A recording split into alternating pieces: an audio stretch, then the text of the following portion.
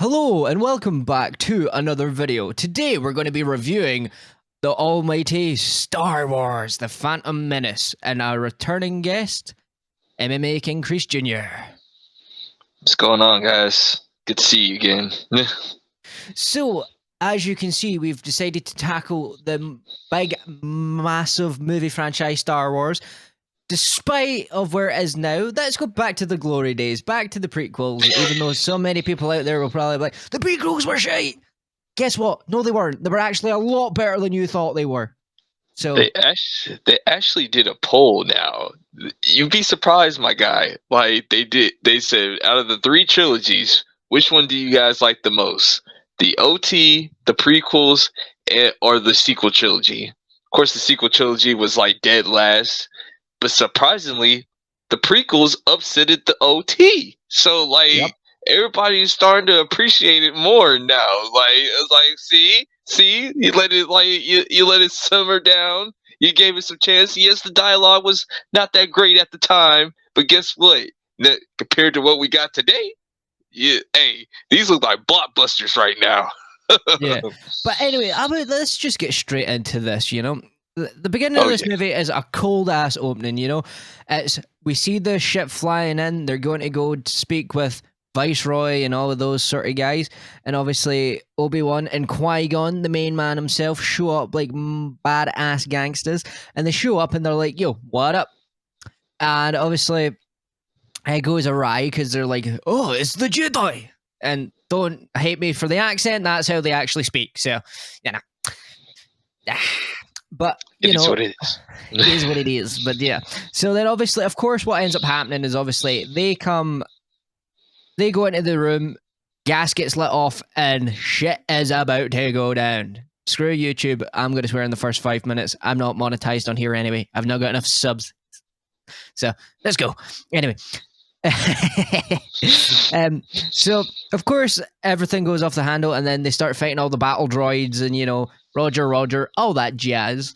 And then obviously they get to the door. Qui-Gon is putting it through the thing, and obviously he's like, that's impossible, because he's putting it through with the Force. And my favorite part of that scene is, where the droidicas? Yeah, sure. And obviously they take a while to show up. So how about you, Danny? What was your sort of thoughts in the beginning of this movie? Well, they set the tone. Like, this is like the beginning of the whole new world of Star Wars. Technically, if you already know the history. Too long to go over, but in this this amazing video.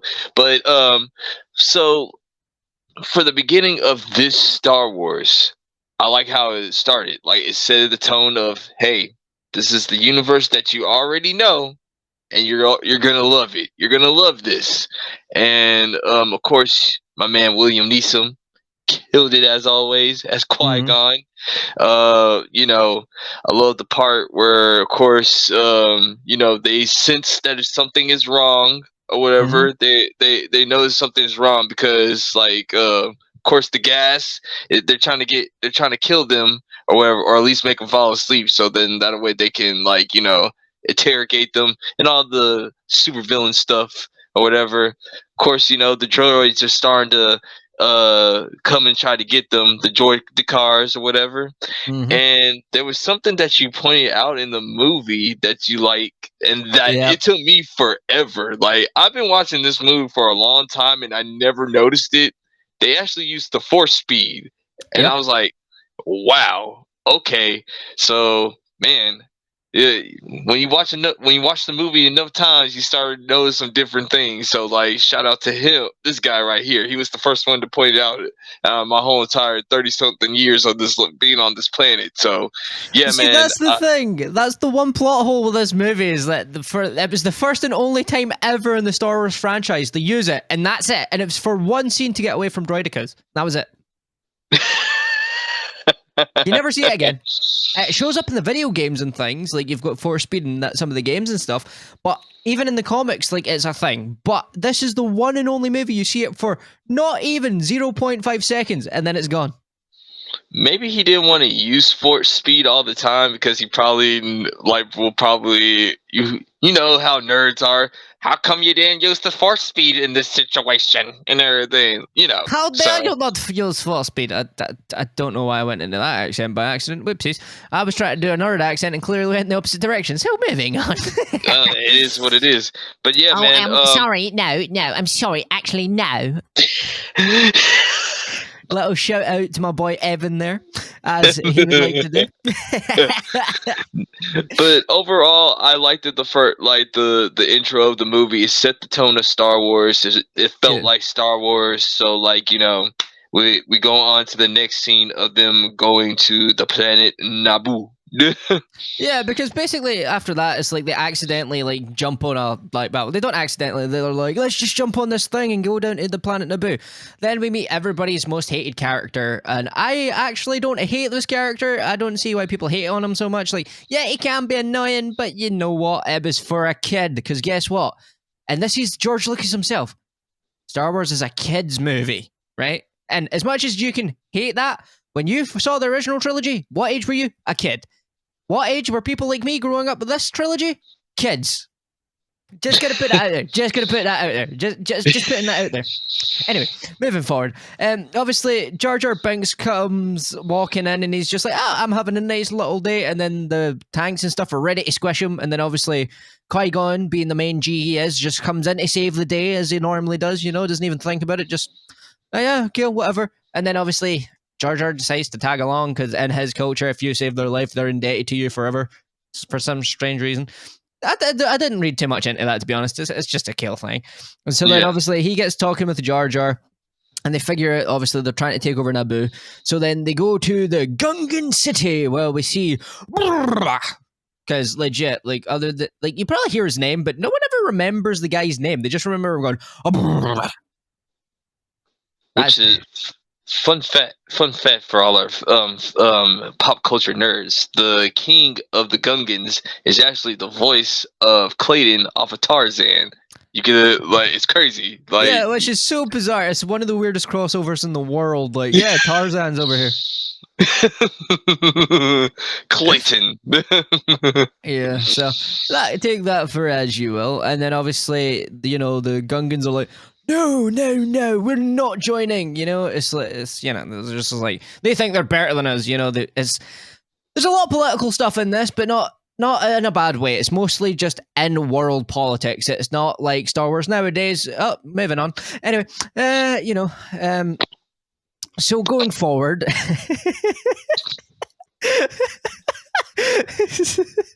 So going forward, obviously Jar Jar has to go with them, and they're like, right, we need to get to the mainland. So they go to save, the Queen and things. And a funny other thing that we can like to point out on this channel: why the fuck did Ewan McGregor's hair change so much? Dude, 1 minute he had a wig, second minute he had a buzz cut type hairstyle, and then all of a sudden it was long again.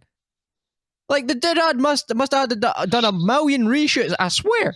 Because the guy's hair kept changing every scene. You could see it change as well. And the wig looked so bad. His hair was that light brown, it was nearly bucking ginger. Yeah. Yeah, it was so painfully obvious as well. It wasn't like it was subtle. It was like, yo, dude, that's a wig. So what about you, Danny? What did you like about these sort of scenes yourself? So, like, of course, Jar Jar Binks, being Jar Jar Binks as he is. I mean, how dare you ruin Star Wars? I mean, I didn't have a problem with Jar Jar. I'm gonna be 100. It was just one of those. I think it was just the OT fanboys in their in their midst. Yeah, this is not the Star Wars I grew up with. This is not Star Wars, but to be fair, we didn't see a problem with a bunch of gummy bear, hairy bears. I was just about to tell you, didn't you have a bunch of teddy bears taking on the Empire? But I digress. And also, it was implied they were cannibals because they were eating stormtroopers and taking their helmets. Like that. But yeah, Jar Jar was doing his thing, and then he has to Qui-Gon has the classic line, just because you have the ability to speak doesn't make you intelligent. Like, I love that part right there. So, you know, they go to the Gungan city, you know, but basically, Qui-Gon is basically telling Jar Jar, like, hey man, like, this is some real stuff right here. Eventually, this problem is going to get to your people's problems, so you might as well go ahead and tell us where your secret city is or whatever. So, of course, Jar Jar does the thing. They meet the king or whatever, and you know, they were about to kill Jar Jar because he broke the rules again. Like, he's been exiled or whatever. But, like, you know, Jar Jar's not up there. But then, you know, Qui-Gon basically said, like, it's in your cultural rules that he's forever indebted to me. So, you know, he basically is saying, like, okay, Jar Jar gets to live. He was like, and, you know, that brings us to the next scene of getting the queen out of the castle, basically. Yeah. So obviously, like, you know, Qui-Gon and Obi-Wan are just like, nah fam, and start to chop the shit out of these battle droids. And obviously they're like, we can protect you, princess, come with us. And so obviously they're making their way to go to a Naboo starfighter, you know, one of those very nice silvery ships. And obviously they acquire it by killing more battle droids. There's a lot of just beating the shit out of like droids that cannot fight back against Jedi. They're like practically useless. But, you know, then obviously they get the ship and they try to fly away, but they find out that the inner core thing has been damaged and they need to land near a newer system. And where else but do they have to go but the Outer Rim to Tatooine? As funnily enough, I was pointing up the way while saying that, and ironically, who's from Tatooine? I wonder. Yeah. So obviously, like, there's a little bit of like politics stuff that they talk about during this part, which is pretty fucking boring, to be honest. Like, you know, it's just like, oh, my people are dying, and Qui-Gon's like, yeah, I know, I'm trying to help you. You're like, shut the fuck up. You know, like, I'm doing the best I can, really. You know, so then obviously, because it's because the actual ship gets shot because R2D2 is just like a little G and goes and fixes it, whilst like R5002 got blown to crap, basically, and that weird looking droid. And obviously, or was that later on? No. That's early. Yeah, it's like during when they're getting to Tatooine, like they're getting like. I was just making sure. I was trying to make sure that was. Yeah, so obviously that's why it gets damaged and things. So they have to land at Tatooine. So to be fair, that stuff was good. The action scenes were good. Like R2D2 being a wee G was quite funny. But other than that, that's what I'm saying. There's not much that happens during that part. Like that is very like necessary to the plot. So yeah. Yeah. So it's the same thing. How I feel like, you know, they get the princess out. Well, not princess, queen. My bad, Queen Amidala out, and like the imposter one, but you know, Queen Amidala is like dressed up as the orange person. Yeah. And of course, you know, R2 becomes clutch, you know, saving the whole entire ship from being exploded. And everybody doesn't get destroyed or whatever. And so that brings us to Tatooine, with basically where we meet our little man, the chosen one, aka Mr. Andy Skywalker, or aka Anakin or whatever. And you know, he's gonna help our crew out a little bit. So yeah. So basically, like, they land on Tatooine, you know, like the queen's like, you need to take my handmaiden, but she's secret with the queen, you know, she's been doing all that bollocks, you know. So then obviously Qui-Gon's having to try find a part for this ship, so he goes into the one place that has it, which is Mr. Watto, which is quite ironic, you know, with an inside joke that people have for my main man over here, which he's not very fond of, but it's quite ironic, you know, Mr. Watto, you know, I just thought I'd throw that out there. So obviously this guy's a stingy dude, you know, he owns slaves and stuff, you know. It's Star Wars, not me. I know I'm white, but come on, shut the fuck up, guys. I know, bad slavery, I know, but it's what he is, right? Right. So going forward. obviously Qui-Gon obviously is trying to make a deal. Wee Annie comes running in, and then Annie as a child had way more riz than he did as an adult. Like he sees Padme and he's like, "Are you an angel?" And then she's like, "A what? An angel?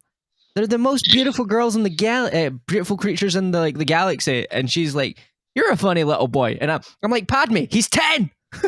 Padme, run! He's 10. He's 10 years old. You're old enough to be a queen." It's like Anakin said, like, I don't care. I like the older women anyway. But anyway, so obviously, whilst doing this, Jar Jar does a dumbass move and like activates a droid and then nearly falls over it, and then he's like, "Hit it on the nose," and he's like, "Ah," and hits it on the nose. And then obviously we go outside to see Watto and Qui-Gon having their little conversation, and he's like, "Do you have this part?" And he's like, "I have Republican credits." He's like, "We don't accept those here." And he's like, "You will accept them." And he's like, "Was that a Jedi mind trick? They don't work on me. Only money." Yeah.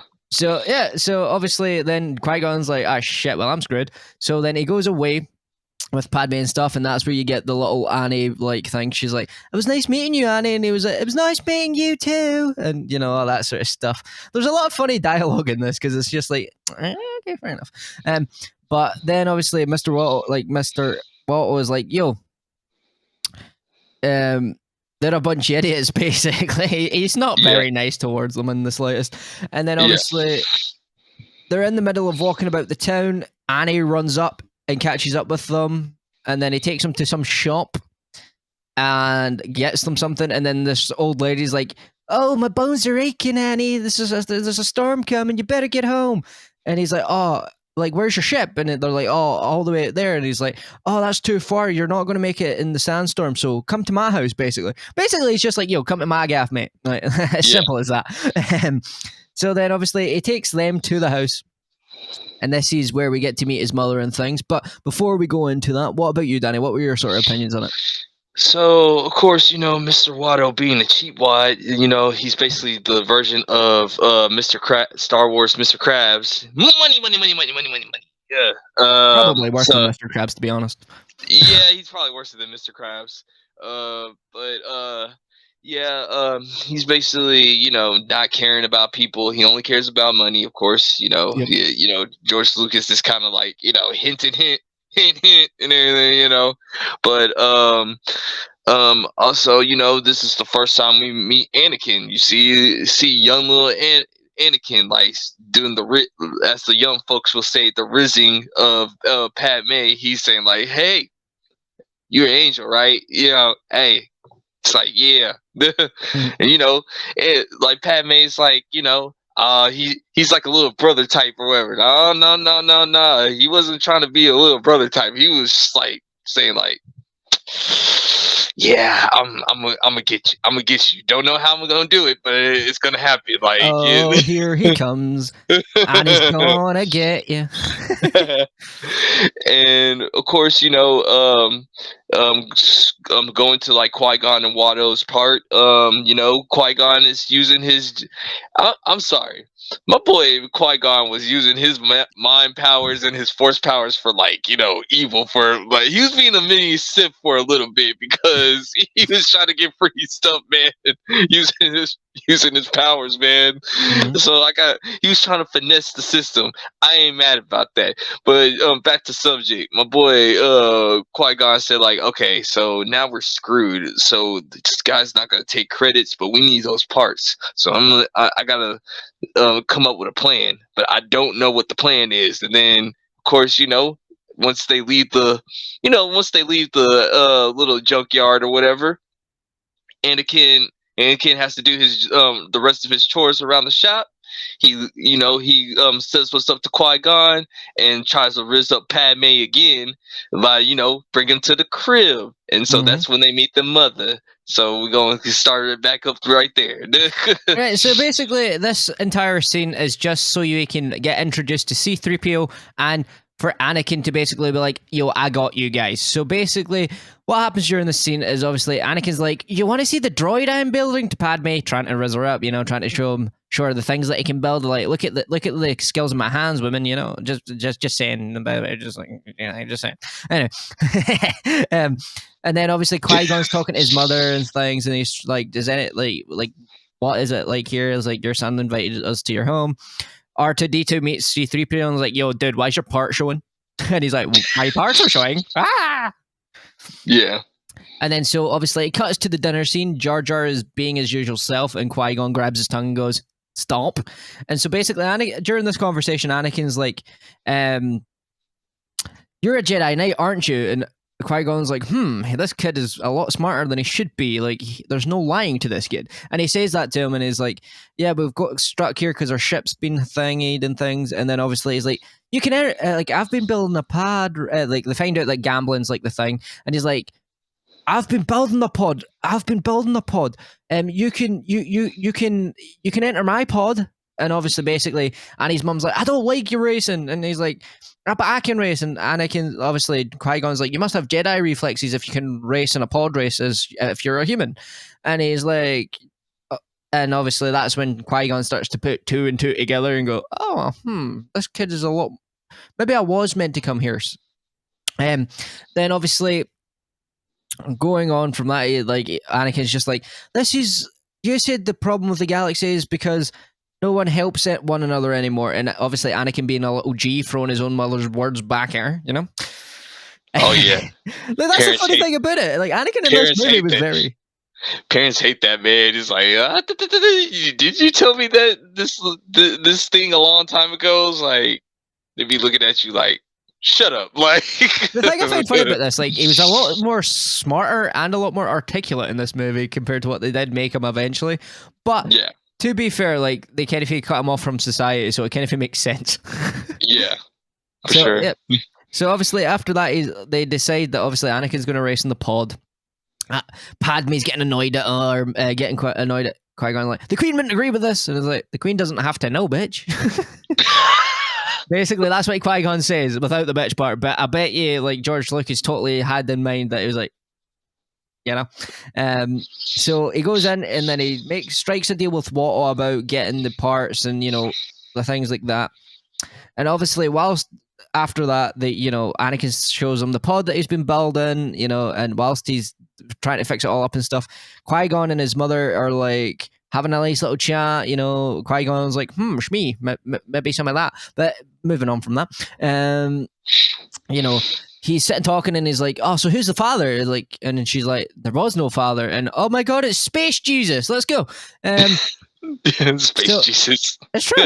Like, think about it. Anakin is legit Space Jesus. Like, that's what I'm saying. Had a child.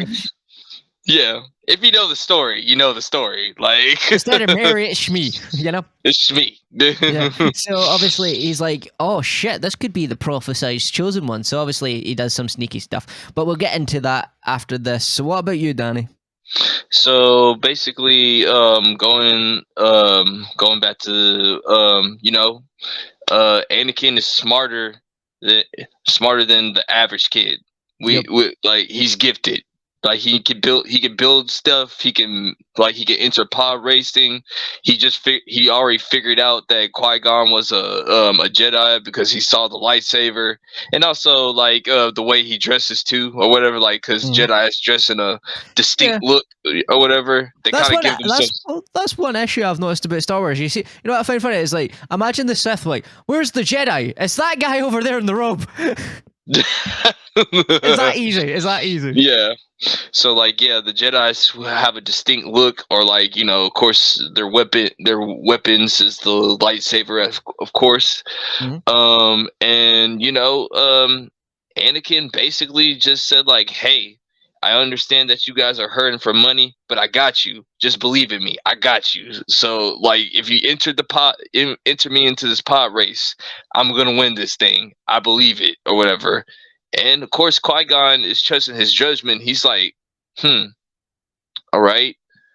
This kid has like force ability. I just can't prove it right now, or whatever. I just need a little bit of that DNA, or whatever. So of course he's talks to Sui, and seeing like, hey, well, how come Anakin is so smart, and who is his dad or whatever? And of course, he's pretty much space Jesus, if you want to keep it 100 and everything. He is the chosen one, and that kind of brings us to the bet of what's going to be happening in this pod racing. Yeah. Actually, funny enough, you know what I found funny? See within Revenge of the Sith, you see obviously how Obi-Wan looked like Space Jesus, and obviously Anakin is Space Jesus. In Revenge of the Sith, they were actually going to give Anakin a long hair ponytail with a beard, which would have made him look like fucking Jesus. Yeah. They should have done it. I swear to God, they should have done it. It would have been hilarious, right? But anyway. I digress. Of course, what this leads to is Watto is like, I'm going to bet all my money on Sebulba because, we've met Sebulba. He's a douche canoe. He's not really nice, He's just a fish-faced looking alien thing, He is what he is. He's just a point for pod racing at this point. And so he goes, if the boy wins, I want the boy and the mother. No pod is worth two slaves, he says. So he's like, I've just happened to get a chance cube, which is blue and red. And Qui-Gon, obviously, being the space wizard himself, oh, look, it's blue. Oh, I didn't expect that to happen. Oh. So, now it's for Anakin's freedom, and obviously Anakin doesn't know this yet, so he comes in with Padme on this like weird camel thing, they am getting very close now, she's holding on to him and shit, and you're like, I see where this is going. And then obviously it goes into the long ass extended version of this, where it's like, we're getting introduced to all the pod racers, they've all got these mad flags and stuff. It doesn't really matter to the plot story, it's just a little like added in scene that they've added to like the new special versions. I can see why they cut that part out, because me personally, I kind of like the first version of it, where like they just went straight to the race. Like, I don't even know any of these other people. Yeah, I just did not give a crap because half of them like blow up, or like they don't even race anyway because their like engines fail. But so getting into the pod race, and then after this we'll obviously get close to the end of the film, because we can skip a good majority of the next few parts, because all it is legit politics, and it's boring. Yeah, it's boring.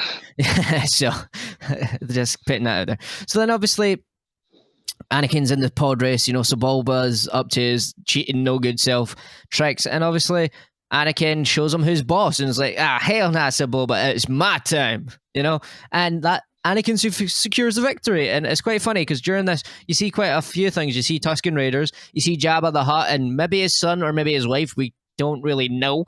Also, Jabba the Hutt just randomly like kills a wee thing, like as like a throwaway, like 1 second scene for no apparent reason, which I always found quite funny. Then we see like a fully grown adult aliens booing Anakin. Like, okay, like chill, he's a child, my guy. We also see Warwick Davis beside Watto, which I found quite funny because that's his third cameo in something.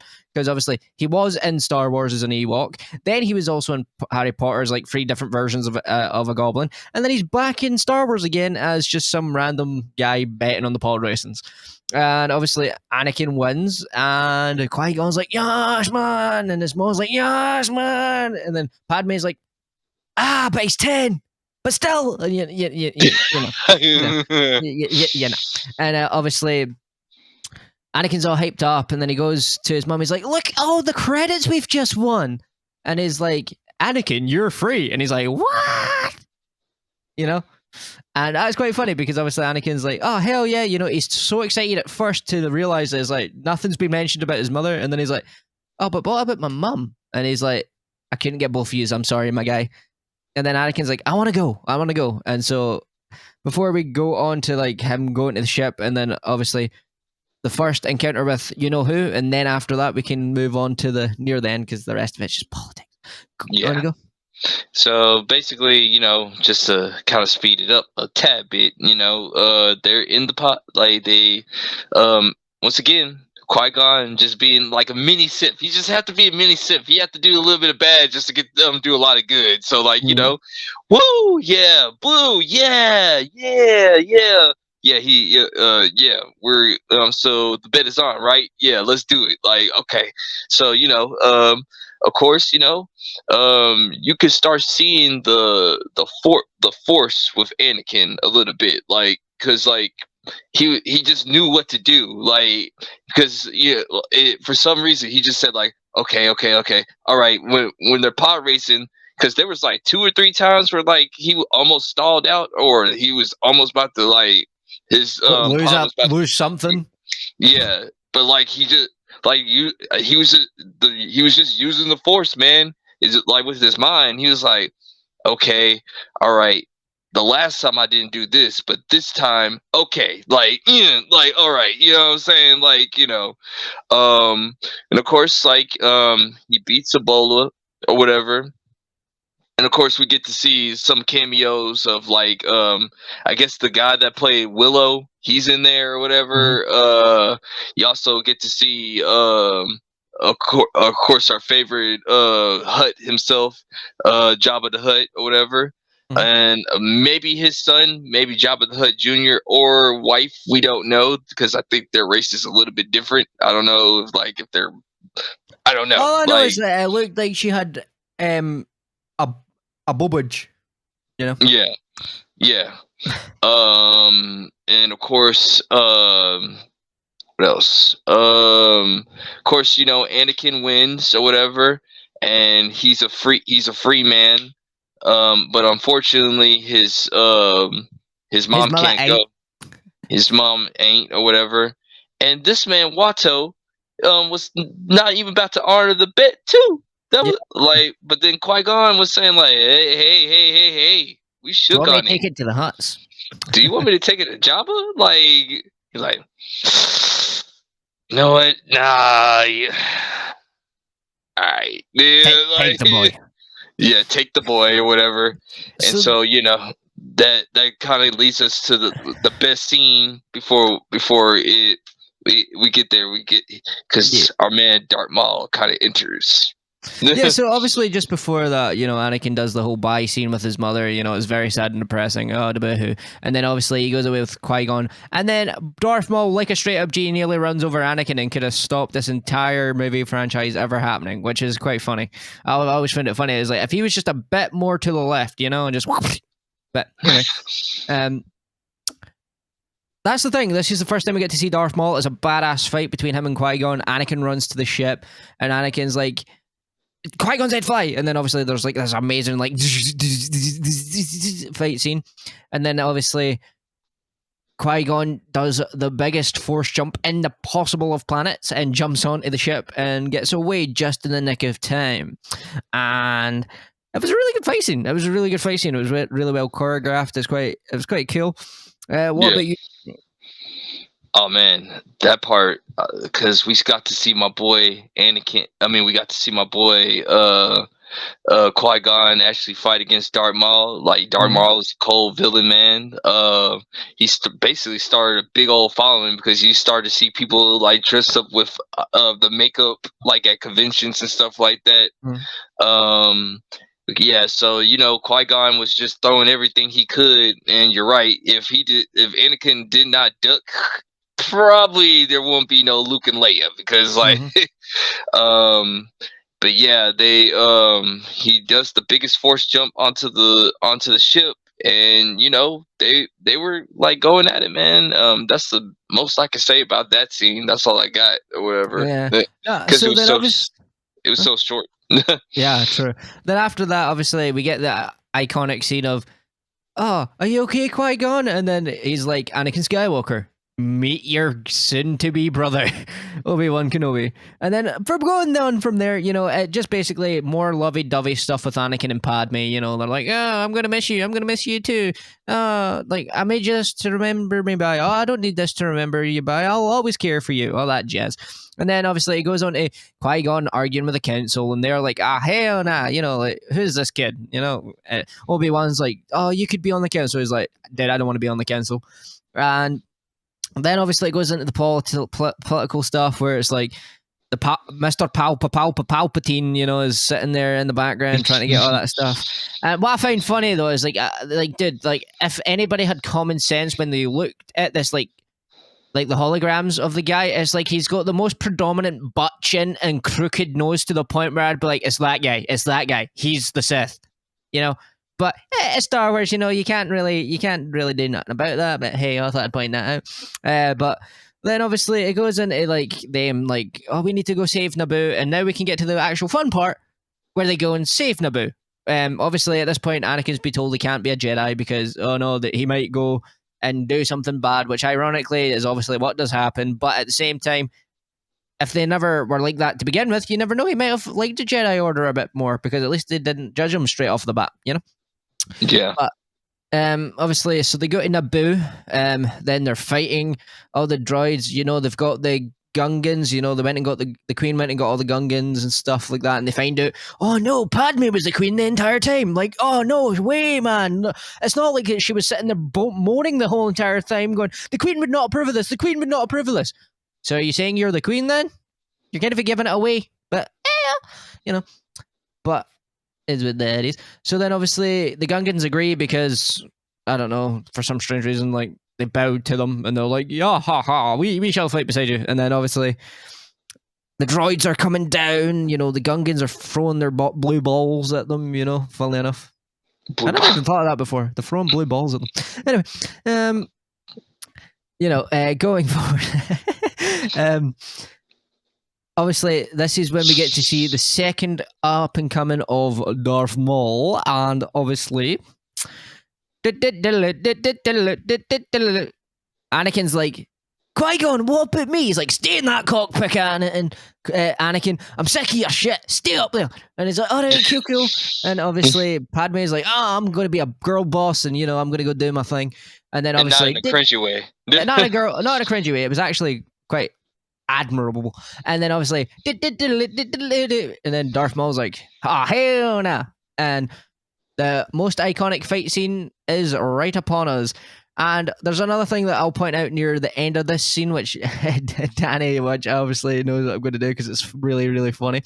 But anyway, what about you, Danny? What was your sort of take on the rest of this before we go right into the end and then finish this off? Yeah, for sure. So that's a lot that you said, but hey, we gotta speed this thing up a little bit. Of course, they do the little politic thing that no one cares about. It's like politics, Star Wars, politics, Star Wars. Okay, so we're they get to the council, of course. The council already knows, they Qui-Gon has, let's just say, has defined the council more than once, and he's kind of like the boy that cried wolf a lot for the council a lot. Yeah. So, so they're saying so you think this guy might be a Jedi? He's like, maybe. I think so. Maybe you guys could check it Seth. out. Or, yeah, or whatever. And he's like, He's like, oh god.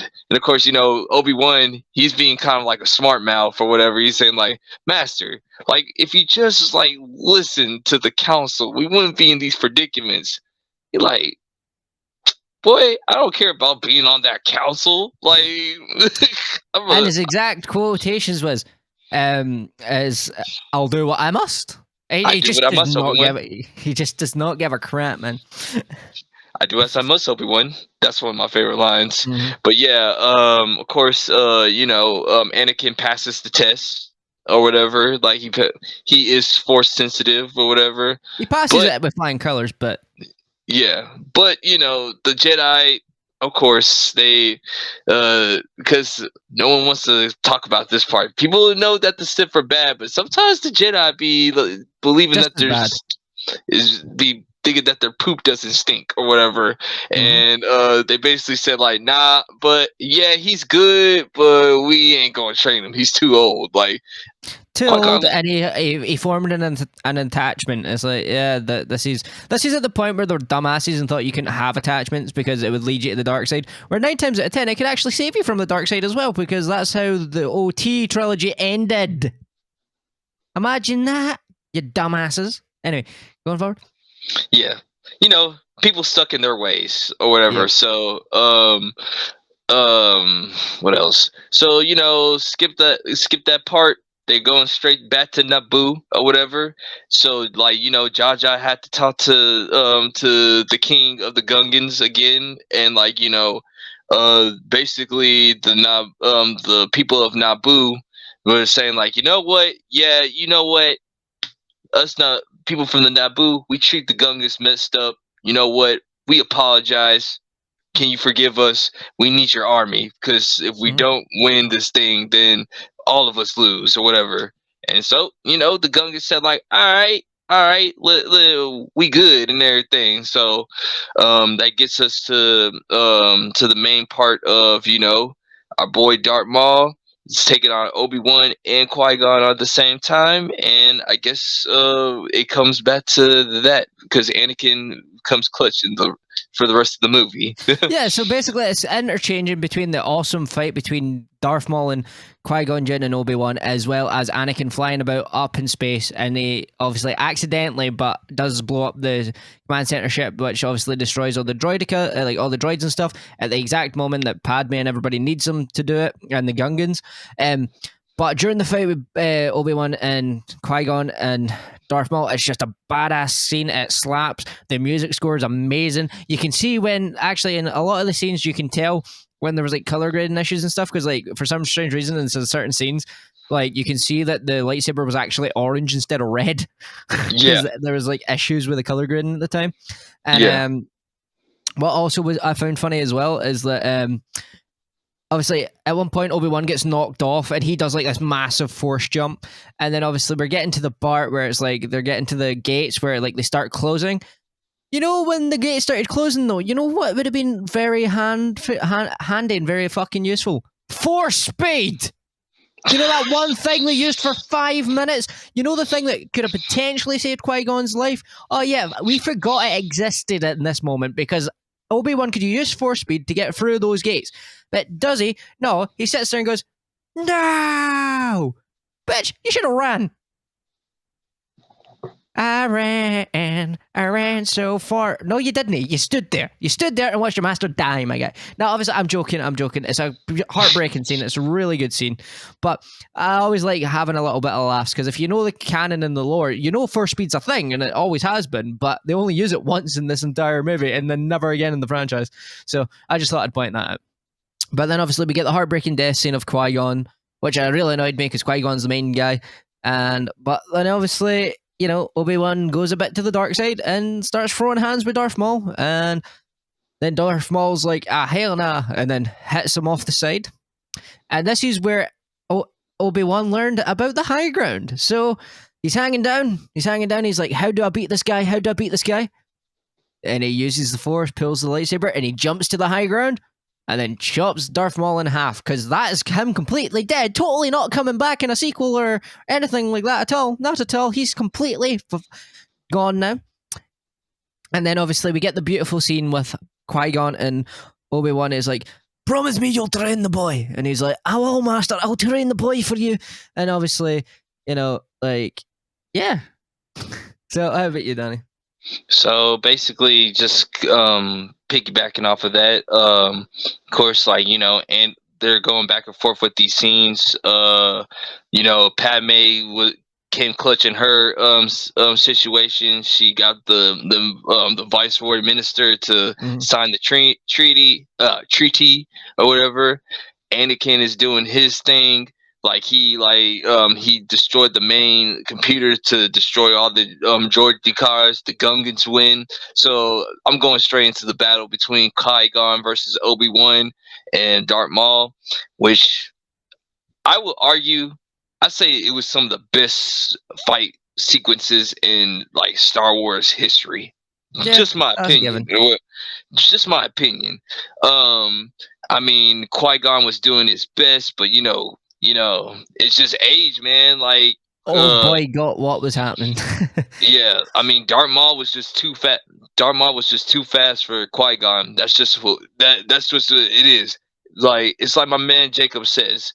Is Qui-Gon the better fighter? Of course. but due to plot and any other time, Qui-Gon probably beats Darth Maul. But in this situation, Darth Maul too fast for Qui-Gon.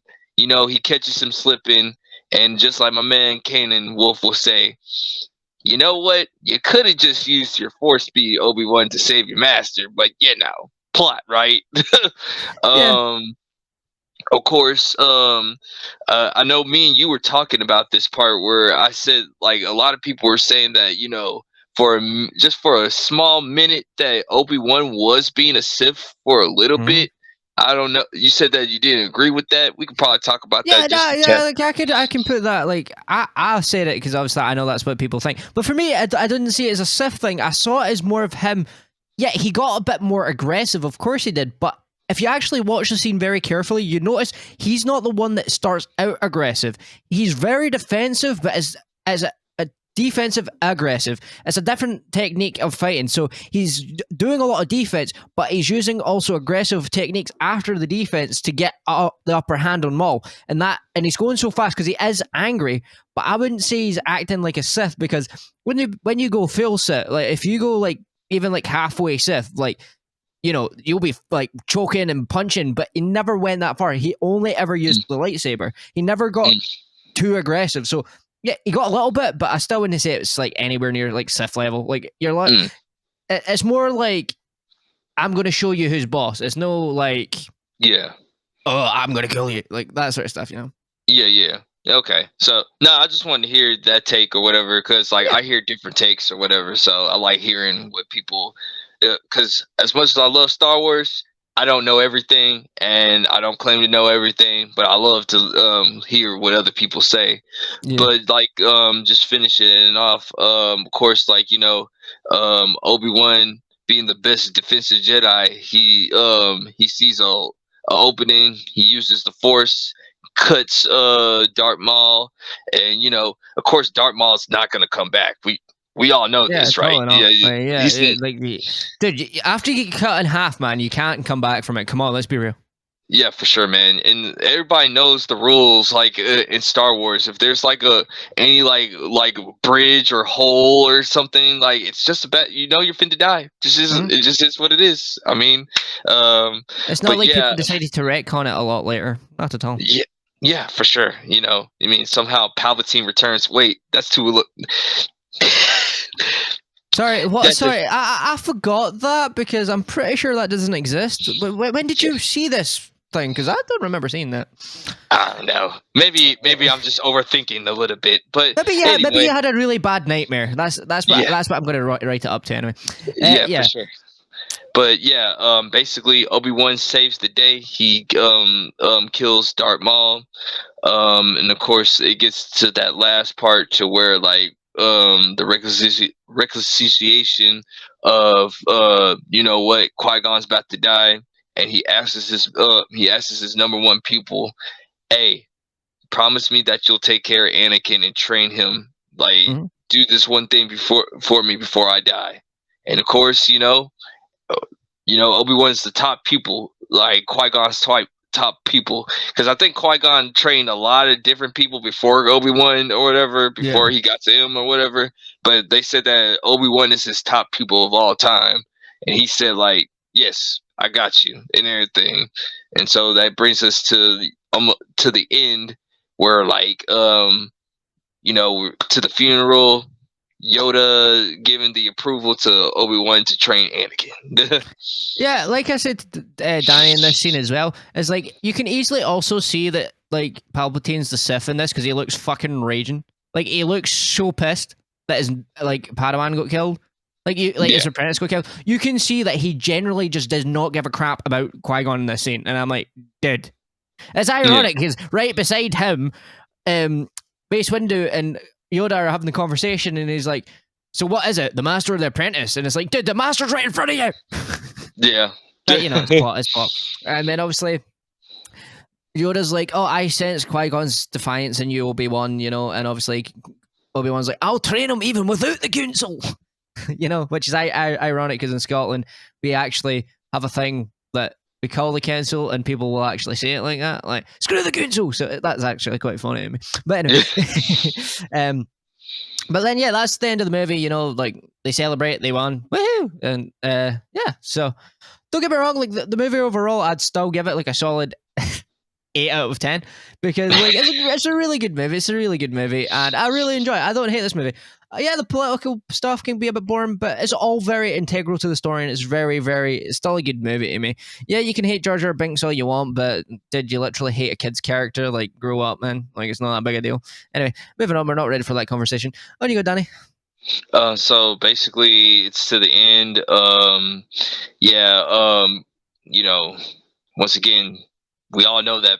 Like, even when I was like 8 years old, when I watched that movie, I was like, "Hey, he's the bad guy. He's the bad guy. He's obviously the bad guy." Like, you know what I'm saying? Like, the nose gives it away, the butt chin gives it away. I mean, how can you guys not see? Maybe it's just maybe they had like a Daniel LaRusso Terry Silver moment. It's like he's evil. He's evil. How do you not see it? He's evil. Like but of course um Obi-Wan says, like, I'm not gonna, like, I promise Qui-Gon, you gotta make me a master, and I gotta train Anakin, or else I'll just do it without you or whatever. And of course, oh, Yoda's saying, like, I you can be a master. But Yeah. like, the boy's on you, man. This is all you and everything. Like, if he goes rogue, you and everything, not me, you. Like, so yeah, we get to the end, and shout out to my man Jacob, the chosen one. He told me this, like, at the end when they're doing the music, that's actually Palpatine's song of him taking over. So, Mm-hmm. that Yeah. for my score, I'll give this a solid 8.5. Ha! Yeah, Hmm. 8.5. Y'all guys thought I was gonna say the other one. Yeah. Yeah. Yeah, I would say it's an 8 or an 8.5. Yeah. But since we're at the end, it's time to start wrapping it up. But before we do, there's always something we like to do, which is called the post credit. So, Danny, where is it we're gonna go this time? Oh yeah, we're still staying in this same universe, but wasn't there like a part two to this movie? Yeah, to this universe? Yeah. Yeah, I'm pretty sure there was a whiny guy that hates sand and shit. I'm pretty sure that's what happened. Yeah. And I and I keep on hearing that there's like a lot of clones everywhere, but who knows? Yeah, true. Yeah. But anyway, guys, I hope you have enjoyed this video. I have been Kanan Wolf, and as usual, thank you to my guest, MMA King Crease Jr., and we shall see you guys in the next video. Peace out. Wah, wah.